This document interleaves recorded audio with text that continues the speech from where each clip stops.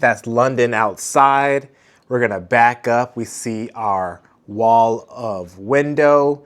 We're gonna turn to our right. We have a love seat right here. I bet someone could probably sleep on there if you wanted to. Definitely a teenager, and I'm 5'11", and I might be able to sleep there. We're gonna keep on turning. We have like a velvet backboard along our bed. We have a king or queen bed right here. And then that velvet curves a little bit over there with some light fixtures.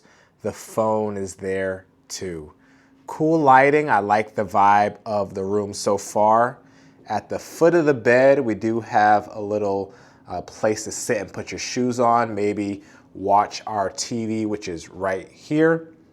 A pretty long desk. Another one of those chairs. There's a lot of felt material here. We have a nice cool lighting for your coffee. We have Nespresso. We have those pods. A very nice machine for your coffee. Different blends right here. We'll check under here to see if there's a mini fridge. And yes, there is.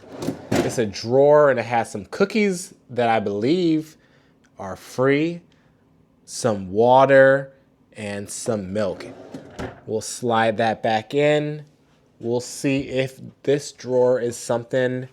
We have our cups here, and there's also a tea kettle. Pretty nice tea kettle, if you say so myself. Locking button right there. Also on this wall, we have some art and a light to, I guess, give it some pizzazz, kind of like at an art gallery. You can tell this room has been recently renovated. We do have a closet right here. We have robes and slippers. Good amount of space for your gear. From the closet, we'll come into the bathroom.